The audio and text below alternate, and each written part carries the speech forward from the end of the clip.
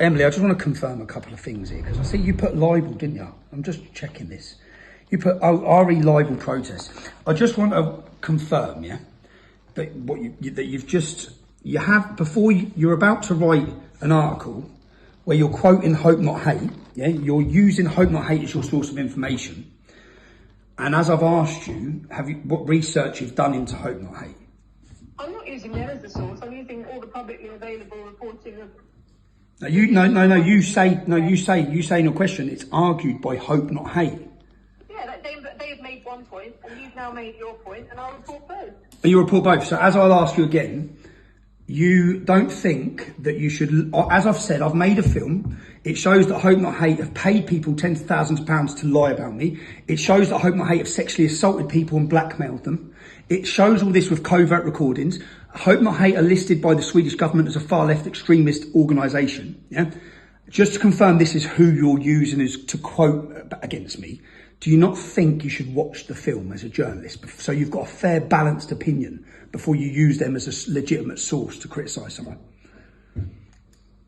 Because I just, if you're aware, if about you before I speak to you. Yeah, I think you should research everything before you talk about someone. If I was making an accusation against someone, I think, and someone who that I'm making an accusation against tells you that they've got evidence that they're fraudulent, yeah, and that they lie, and that they pay people, yes, a fair journalist would research both sides before they do a hit piece in a national newspaper.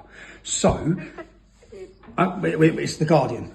But what I'm saying is, I just want you to be aware, before you quote Hope Not Hate, that I am giving you the information. I'm going to send you the documentary so you can understand who that group are and what they've done to my life and my family. And it's all covertly recorded. It's all proved there. There's witnesses after witnesses of covert recordings. They spent tens of thousands of pounds. They get drugs. Yeah. This is the organisation. They're a George Soros funded organisation whose job it is to destroy and attack anyone who speaks out against status quo. So I just wanted to confirm that you haven't watched that. And I'd like you to watch that before you use them and quote them. And the other point, just to confirm, you're about to write the allegation about the Attorney General wanting to send me to prison for 2 years. Just to confirm again, you haven't researched the film. You haven't watched the film. That they're going to. I'm sorry. This is completely. I'm reporting what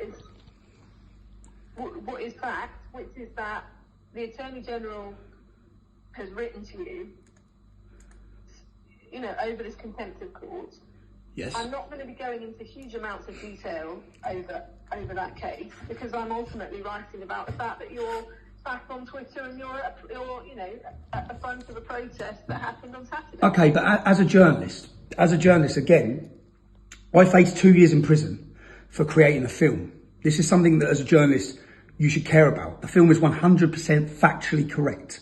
The fact that I can get 2 years in prison without a jury, yeah, from an elected judge should not even be possible, but it is. So if you are going to report that a journalist is about to be in prison for 2 years, are you going to report it's for making a film? Are you going to report it's for making a film called Silenced? And don't you think it's a bit ignorant of yourself if you're about to write this big article if you haven't even watched the film to understand why they want to send me to jail? But I'm very happy to look into it further for another piece, but it's a small amount of context in a piece about what happened yesterday. Okay, and just to confirm before you write your article, the other piece of context is you say you're covering my return to Twitter.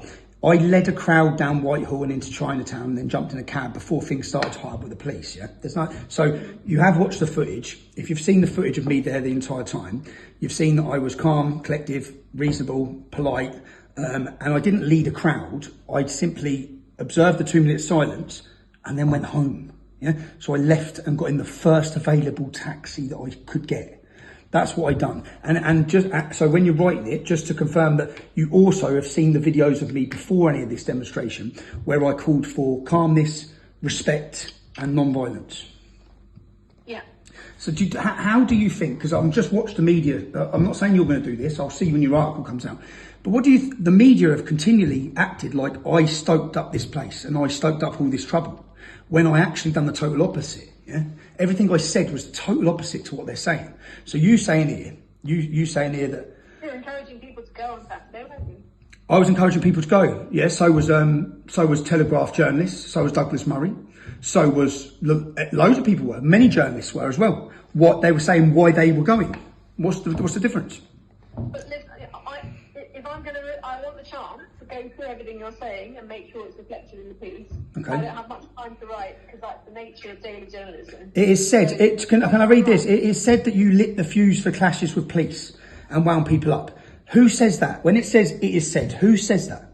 Who said that I lit the fuse? You're a journalist, you've investigated this, you've seen my videos beforehand, you've seen my action the whole day. Do you think that fits into the criteria of litting the fuse for clashes with police? Bearing in mind you've watched what I've said and you've seen my behaviour. Do you think that fits into the criteria of litting the fuse for clashes with police? I think you encouraged people to go and you probably knew very well what they were, how they would likely to behave. That is insane. What's that, a thought crime? So you think that by me encouraging people to go, you think that means I lit the fuse for clashes with police? Do you? Do you think that fits into that criteria? Bearing in mind what I said was I appealed for calm and respect and peacefulness. And my words were, if they want to have a demonstration about Palestine 2 miles away, let them have it. Yeah. So that's what I said. So how does any of that fit into the criteria of lighting the fuse for clashes with police? If you're going to be a fair journalist, how does that fit? Okay, you've made your point. And look, I was putting to you the points that I felt you would want to respond to, and I'm grateful for the response, and I will reflect it in the piece. Okay. Okay, but it says Can I just ask one more time? It says also write the piece. Okay, just one more question. You've said it is said that you lit the fuse for clash with police. Who said that? If it's said that I said that, who said that? Who is it you're quoting as saying that? Because obviously, if you write that, I may wish to sue someone. Yeah. So you say it is said that you lit the fuse for clashes with police.